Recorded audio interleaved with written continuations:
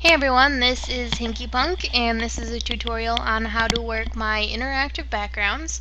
This is volume 1 with the first image, which is just a farm scene. The good thing about interactive backgrounds is that everything is in layers and completely customizable. These are really good for poser users that maybe can't render an entire scene due to their machine or really just like the background look. The good thing about these is that instead of rendering an image and placing a 2D onto another 2D, these make it so that your character can actually go inside of the scene rather than laying on top of it. I have two images here that I've already rendered, and I'm going to go ahead and paste them into this scene. When you are rendering characters in Poser, make sure that when you export them, you use PNG so that you can have transparent backgrounds. Also, make sure that you're either hiding your ground before you render or changing it to 0% scale so that you don't have an extra green or gray box right here. So I've got my two characters all on transparent backgrounds, and I'm going to go ahead and just throw them in here. Right now they are at one level of grass, and I actually want this character to be a little bit more in front. And as you can see, neither of my characters are wearing shoes, but they're in tall grass, so that's okay. So I'm going to place her about right there.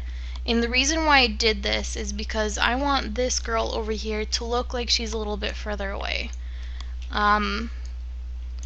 I don't know what they're looking at. This girl is actually flipped the other way, but she looks a little bit better going this way, so we're just going to go with it. This is Walking Dead inspiration, so probably looking at zombies or something like that. So I've got my two girls and they're in the grass. I'm actually going to kind of erase the bottom of her feet a little bit to make it a little bit less noticeable. So I've got these two, and you can move them wherever you want to move them, so you can control the placement of your characters. And the main thing about this background is it has this sunlight glare right here, and this is actually really important because this controls the lighting of your image. And because of this, you want to make sure that when you're rendering, on these I use just a flat light. It doesn't have really strong contrast one way or the other. So I really like this light. It's by Fabiana. I love her lights. So I've got this huge sunlight off to the right hand side of her, so I want to make sure that my light goes from here this way. So in order to do that, what I'm going to do is I'm going to create another layer, and I'm going to get my paintbrush, and what I'm going to do is I'm just going to paint with white. Now I've got my opacity set to about 10. You don't really want anything more than that.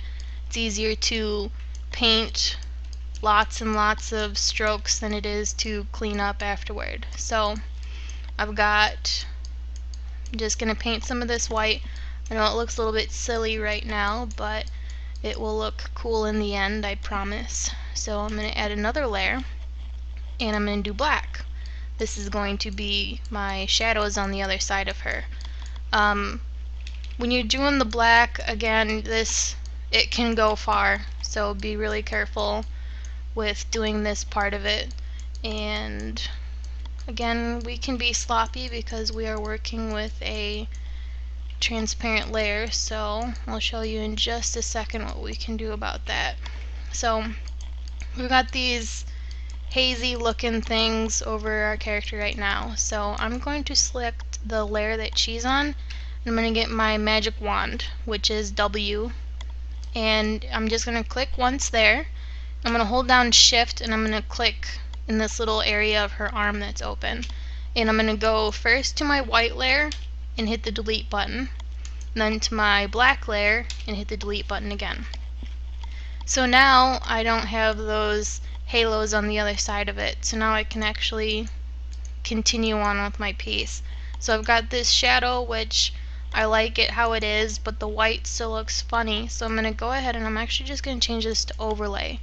And what it's going to do is it's just going to give that side of her just a brighter look to it, because that's where the sun is. And actually, I'm going to delete a little bit more on her face, because technically that's not where the light would be hitting. So now she's a little bit brighter on this side. I'll probably erase this just because I don't like how it looks. That's fine.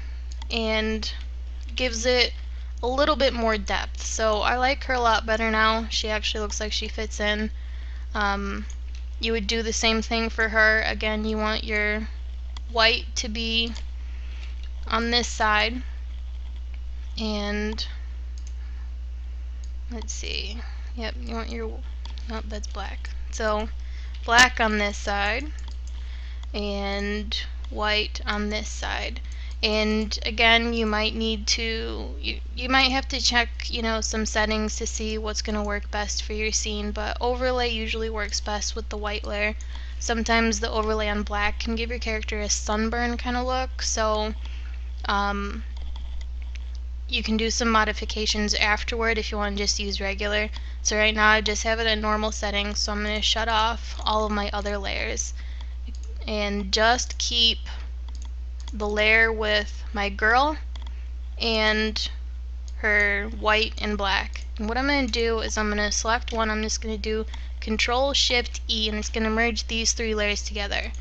So then I'm going to turn everything back on, and now I have this girl. She's just one piece. She's got, shadow in the back and lighter in the front. So what you can do from here is give it a little bit more contrast to make it pop just a little bit more. And that is how you can do the lighting on this image. If you have any questions, feel free to message me at hankypunk on renderosity.com, and I hope you enjoy this package. Thanks.